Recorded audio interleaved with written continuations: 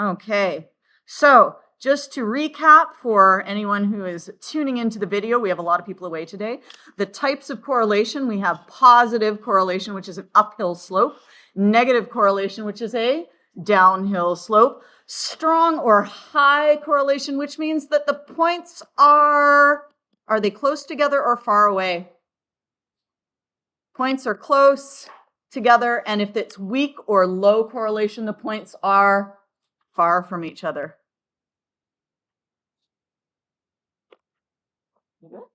Okay, cool. So what I'm going to do is I'm going to give you 1, 2, 3 calculators and 3 boards and the glue, and we will get you like something so you can mix the glue. You need like a glue mixing plate. We'll get you some aluminum foil, I think. Okay. All right, and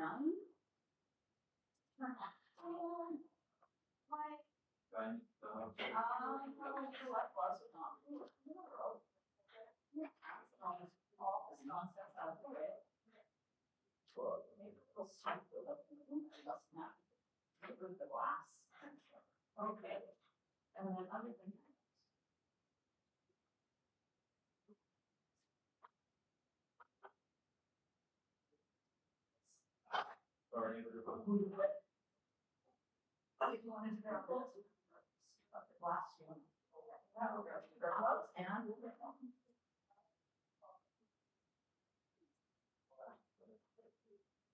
You know when the best times they are? They are. Wait, sorry about that.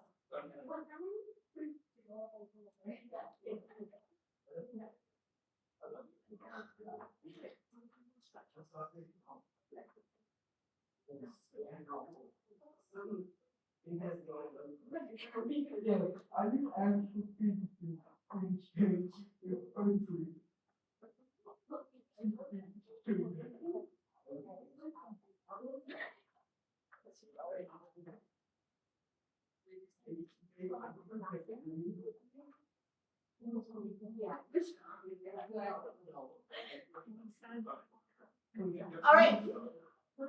So, if you have a weak correlation, the points are far apart.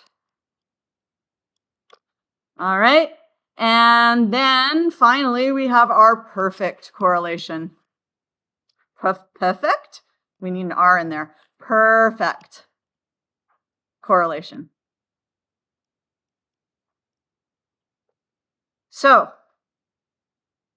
as a summary, we've got a little summary here on the next page. We have perfect positive, strong positive, and weak positive. We have no correlation. We have weak negative, strong negative, and perfect negative. What can we use in place of weak and strong? Weak we could use low. Strong we could use high. Now I'm going to give you a warning that you're going to hear in every science class, probably from now till the end of your science classes. Correlation does not necessarily mean causation. And actually, we're going to go visit my Facebook page because I found a meme yesterday that has correlation does not equal causation. It's really cute. Facebook. Because I'm old, I'm on Facebook. I have an Instagram account, but I don't use it because it's too, I don't know. Let's see, where are we? There we go. And we're going to go to mine and we're going to say, where is it? Oh, here we go. Here we go. Here's the picture. Can you guys see it? Oh, what happened? Those are my friends. We don't want that. No, we want to go to, oh, okay, so I can't make it bigger. Reset. Ah, how irritating.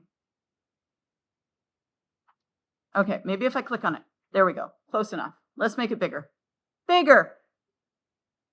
We got a cat sitting on this roof. And what's wrong with the roof? It's like bent. So we are correlating. There is a correlation between the cat sitting there and the roof being bent. Did the cat, though, cause the roof to be bent like that? No. Okay? Cat did not cause it. So just because two things are happening at the same time does not mean that one necessarily caused the other. Okay? So let's take a look then at what these words mean. Correlation, it's actually a statistical technique that shows us how things change together. If this one gets higher, this one also gets higher. Or if this one gets lower, this one gets higher, or so on and so forth. But causation, just like it says in the word, causation is like cause and effect.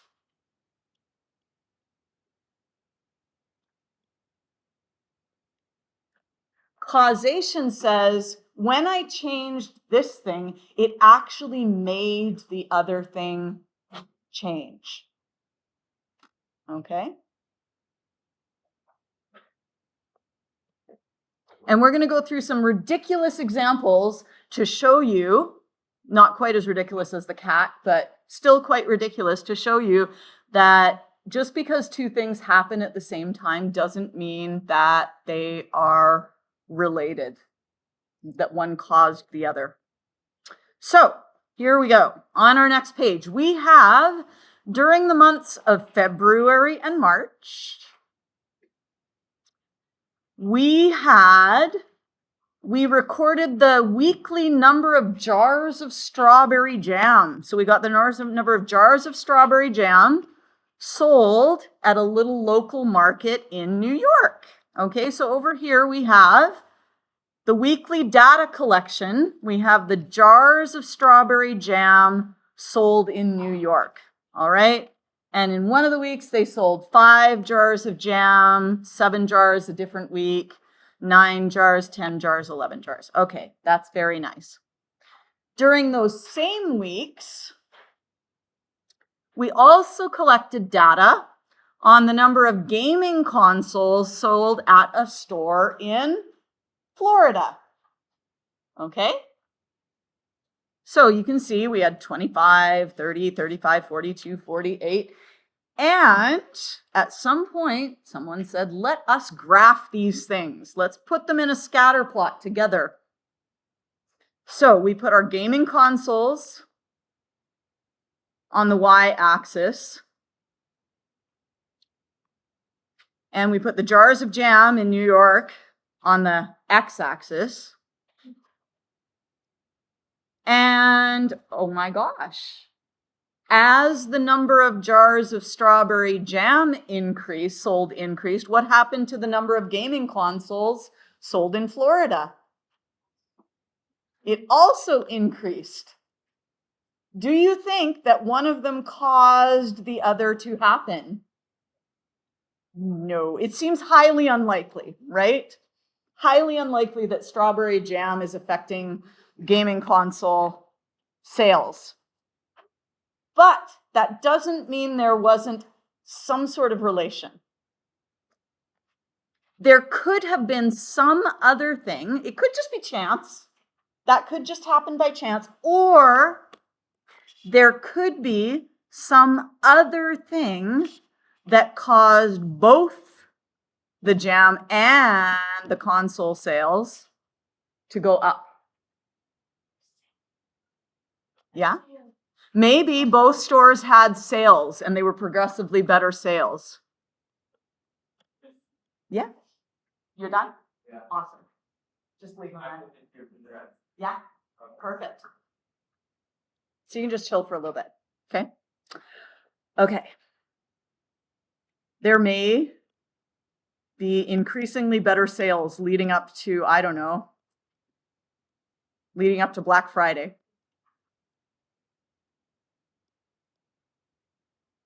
No, leading up to spring break.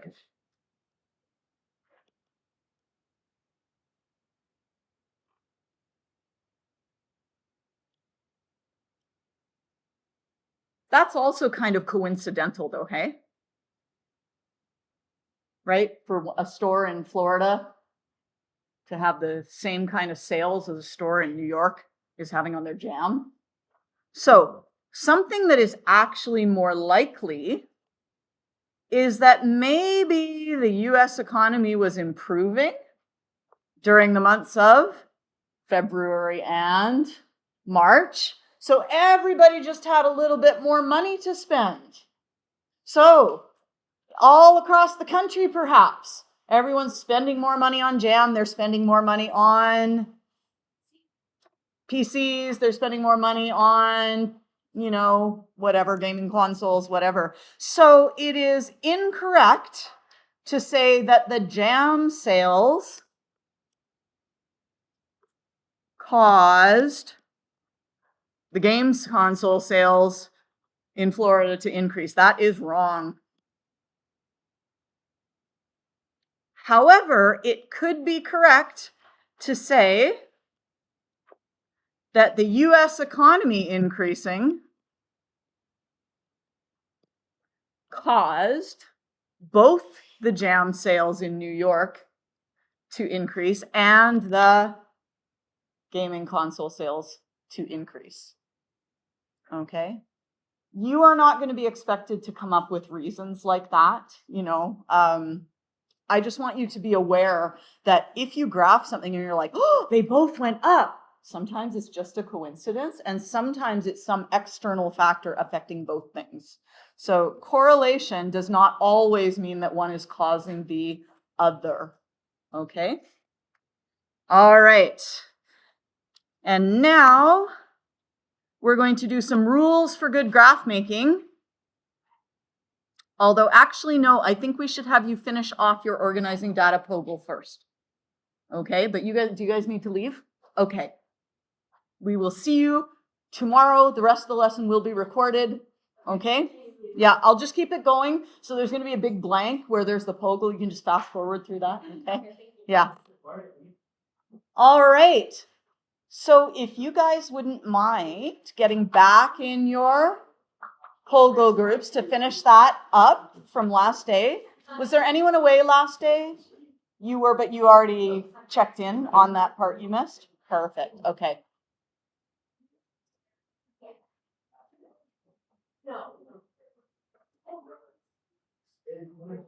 So let's get back in our groups.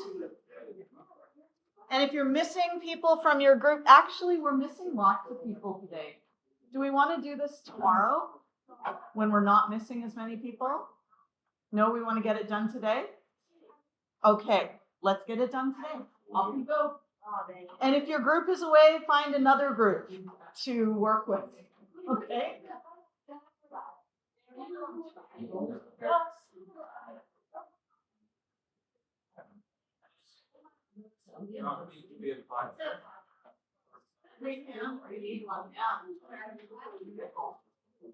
Okay, so.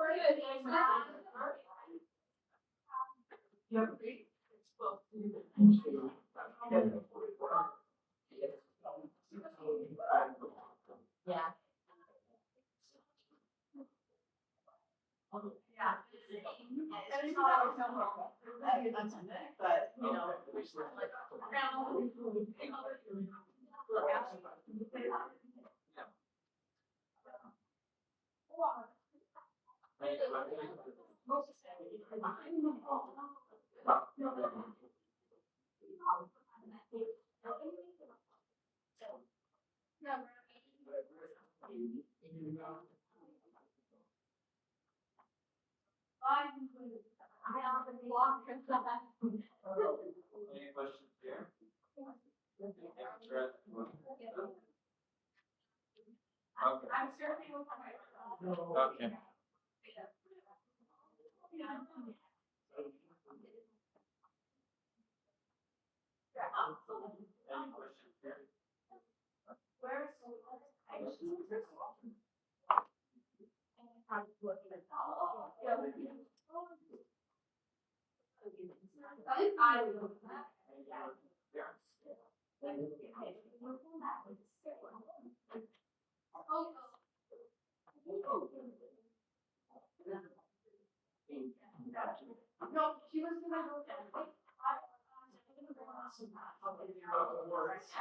So that we get like a little story going on.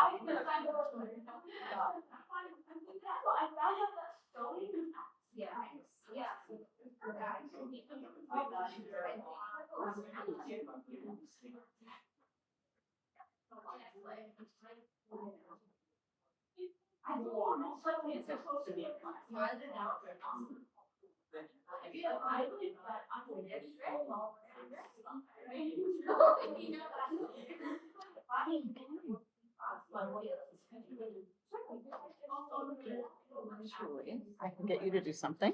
Okay. Let me just pause this for a second.